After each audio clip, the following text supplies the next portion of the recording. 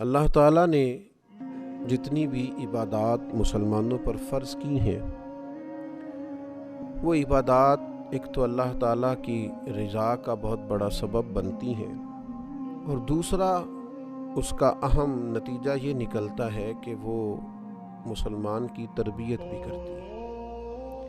نماز ہو، روزہ ہو، حج ہو، زکوٰۃ ہو، آپ ان تمام عبادات کو کھول کر دیکھ لیں، یہ انسان کو تربیت کے مرحلے سے گزارتی ہے، اور انسان ان عبادات کو صحیح طور پر جب بجا لاتا ہے، عملاً جب ان عبادات کو اخلاص کے ساتھ وہ ادا کرتا ہے تو اس کی ایک بہترین تربیت ہوتی ہے۔ الحمدللہ اللہ تعالیٰ نے ہمیں رمضان المبارک عطا کیا ہے اور اس کے روزے فرض کیے ہیں، تو ارشاد فرمایا کہ یا ایھا الذین آمنوا کتب علیکم الصیام کما کتب علی الذین من قبلکم، اے ایمان والو تم پر روزے فرض کیے گئے ہیں جیسا کہ تم سے پہلے لوگوں پر فرض کیے گئے تھے، اور مقصد کیا ہے؟ لعلکم تتقون، تاکہ تم پرہیزگار ہو جاؤ،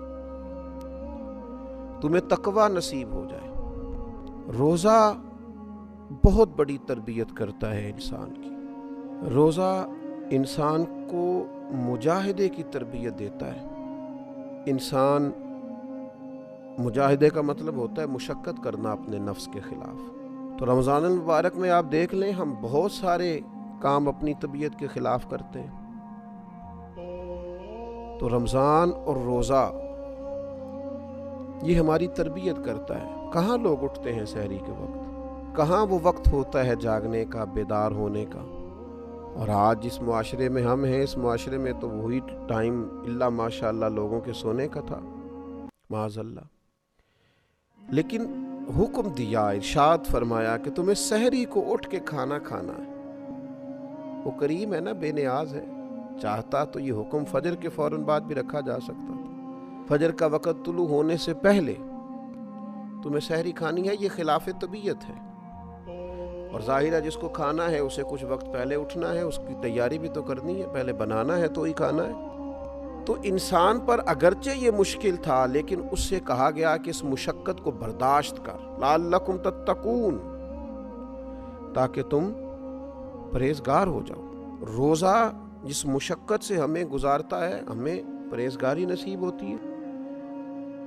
اور آپ دیکھیے کہ روزہ بہت بڑا مراقبہ ہے۔ کس بات کا مراقبہ؟ اللہ تعالیٰ کے حاضر و ناظر ہونے کا مراقبہ۔ آپ اکیلے ہیں گھر میں، کوئی آپ کو نہیں دیکھ رہا، فریزر کے اندر سارا کھانا موجود ہے، آپ اطمینان سے کھانا کھا سکتے ہیں، لیکن نہیں کھاتے۔ کیوں نہیں کھاتے؟ کہ میں نے روزہ رکھا ہوا ہے۔ تو روزہ یہ تربیت کرتا ہے، مجاہدہ کراتا ہے کہ اللہ مجھے دیکھ رہا ہے۔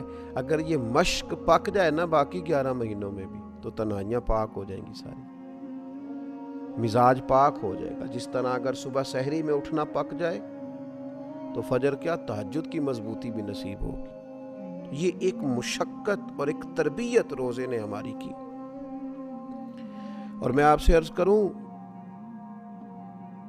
کبھی اس نظریے کو پکا کے دیکھیں۔ حضرت جنید بغدادی رحمۃ اللہ علیہ فرماتے ہیں، مجھے میرے شیخ نے کہا تھا کہ بیٹا اس ذہن کو اچھی طرح پکا لو کہ میرا اللہ میرے ساتھ ہے اور میرا اللہ مجھے دیکھ رہا ہے، اس کو پختہ کر لو۔ پھر تو یوں ہے کہ انسان کا سارا وقت ہی معیاری اور قیمتی ہو جائے گا، پھر تو وہ مسجع مکفّع شگفتہ زندگی گزارنے لگے گا۔ تو روزہ عملاً اس کی مشقت کراتا ہے۔ پھر آپ دیکھیے کہ انسان جب بھوکا رہتا ہے نا تو اس کو روحانیت نصیب ہوتی ہے۔ نبی پاک علیہ الصلوۃ والسلام نے بہت پیٹ بھر کے کھانا کھانے کو پسند ہی نہیں فرمایا۔ اللہ کے حبیب صلی اللہ تعالیٰ علیہ وسلم فرماتے ہیں، کسی نے جو سب سے برا برتن بھرا ہے وہ پیٹ ہے۔ روزہ جو ہماری تربیت کرتا ہے، مشقت ہمیں روزے کی صورت میں جس مشقت سے گزرنا پڑتا ہے،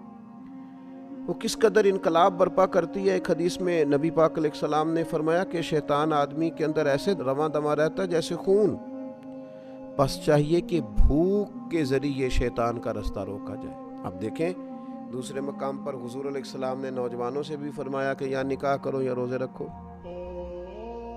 یہ مشق روزے کی اگر کی جائے تو یہ نفسانیت کو کنٹرول کرتی۔ تو رمضان المبارک ہماری یہ تربیت کرتا ہے کہ کچھ تھوڑا اس کا خیال رکھا جائے۔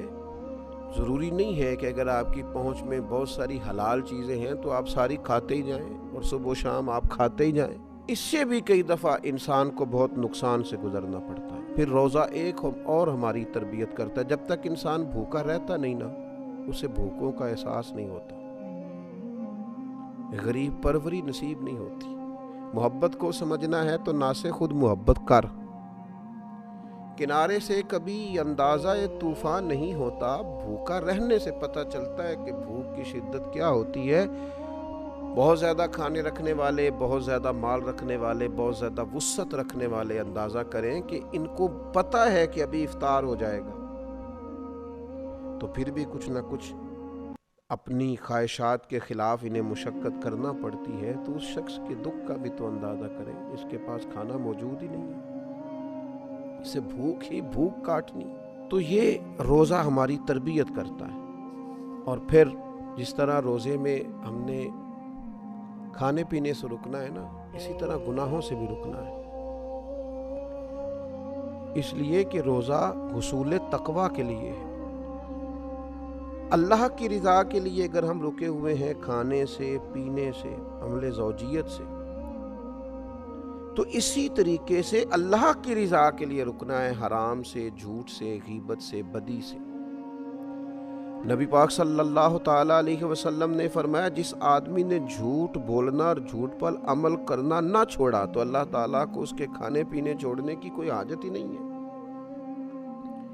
تو عملی تربیت رمضان المبارک ہماری کر رہا ہے کہ جس طرح ہم پرہیز کر رہے ہیں۔ میں نے خود دیکھا بعض لوگوں کو جن کی طبیعت بڑی تیز ہے، بڑی جلدی جھگڑا کرتے ہیں، لیکن رمضان المبارک میں اگر کسی نے سخت بات بھی کر دی تو اس نے کہا جا یار میں نے روزہ رکھا ہوا ہے۔ تو آپ اس بات کو سمجھیں کہ جس رب کی رضا کے لیے آپ نے روزہ رکھا ہوا ہے نا، اسی مالک کی رضا کے لیے آپ جھگڑا چھوڑ بھی دیں، آپ درگزر کا مزاج بھی پیدا کریں۔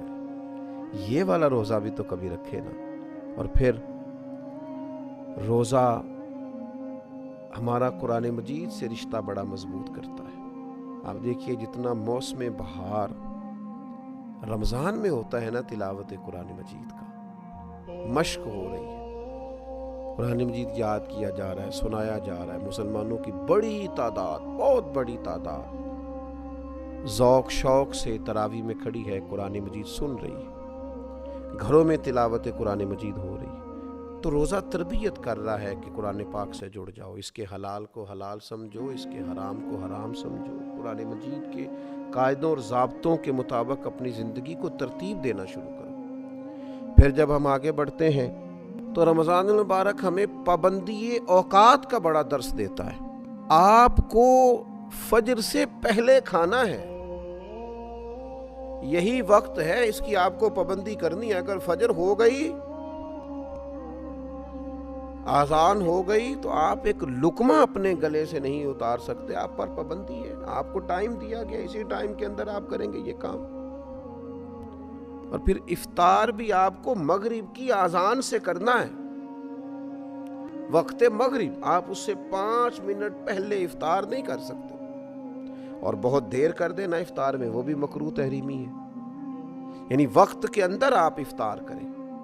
تو رمضان المبارک وقت کی پابندی کا بڑا درس دیتا ہے۔ میں نے دیکھا ہے کہ لوگ دوڑ رہے ہوتے ہیں، جلدی اٹھ جاؤ، افطاری کا ٹائم ہو گیا ہے، جلدی کریں، تیاری کریں، اہتمام کریں۔ شام کو بھی جو رش دکانوں پہ اور جو رش کھانے کی جگہوں پر افطار کے لیے ہوتا ہے، اس سے پہلے اور اس کے بعد وہ نہیں ہوتا۔